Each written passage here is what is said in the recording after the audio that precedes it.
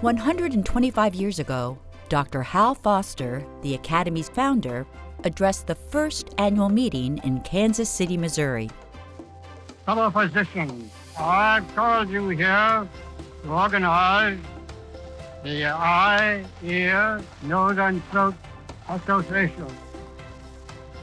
The acorn I planted here today that never satisfied me until, like a giant oak, it grows and spreads all over the United States. We created more than a medical society in 1896. We started a movement. A movement founded on the belief that medical societies must benefit both physicians and patients.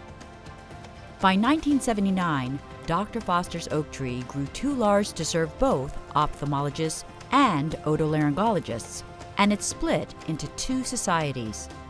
The ophthalmologists chose a leader determined to make the new American Academy of Ophthalmology more than just a meeting. Well, as a new organization, nobody was right as to what it should be and could be. We just did what needed to be done. We expanded educational opportunities to help ophthalmologists around the world acquire and sustain high levels of professional quality. We produced guidelines that became the gold standard for quality eye care around the world. We started programs to help members better manage their practices. We advocated in Washington, D.C. to protect our patients and practices. We did things no other medical society has done before, like establishing a professional liability carrier just for ophthalmologists, and creating a medical code of ethics approved by the Federal Trade Commission. To ensure innovation into the next century, we created the Foundation.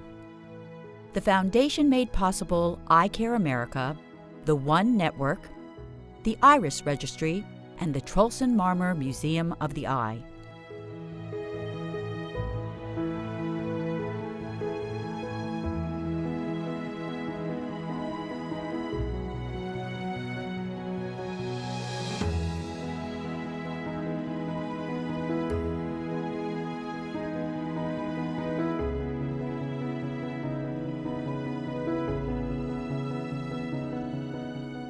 If you're not doing new things, new programs, you're going to be behind.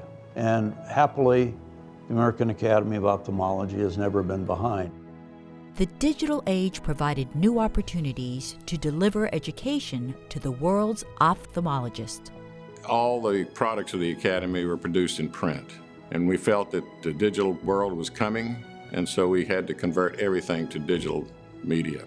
We developed the One Network, Ophthalmic News and Education Network, which was a broad expanse of information about ophthalmology and what was happening in the profession.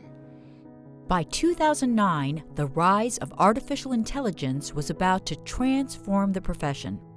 Academy leaders made sure this new data-driven world would benefit ophthalmologists and our patients.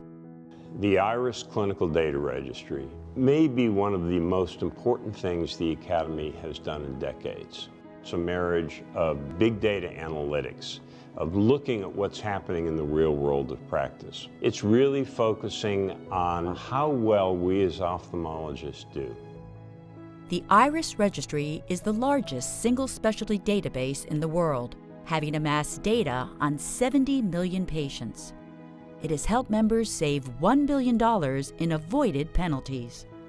It also creates new science. I mean, we've already discovered things by analyzing the Iris data that we never knew before because we didn't have a sufficiently robust data set and the analytic tools to make those new innovative observations and conclusions.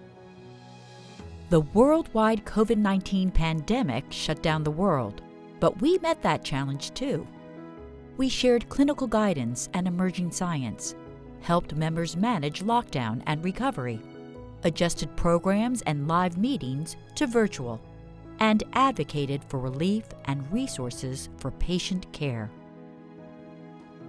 The Academy has been guided by visionary leadership for 125 years. But it's the volunteers who brought their vision to life. Without the volunteers who really help to set policy at the board level, at the committee of secretaries level, who come up with the novel ideas, the concepts, we would not exist. It's from this dedicated core of volunteers that the Academy has chosen its 4th CEO. As a physician, one of the greatest personal rewards is the impact that you have on an individual patient's life. But one of the wonderful things about being able to contribute to an organization like the Academy is that you're able to take the expertise, the care, the thought, and think about how this can be expanded over the care that we deliver to our entire community. And that's one of the wonderful opportunities that the position affords. The work that everybody does at the Academy, volunteers, staff, leadership, etc., is all about the future. Sustaining, nurturing, building, innovating for the future of our profession to benefit our members and to benefit our patients and to benefit our communities.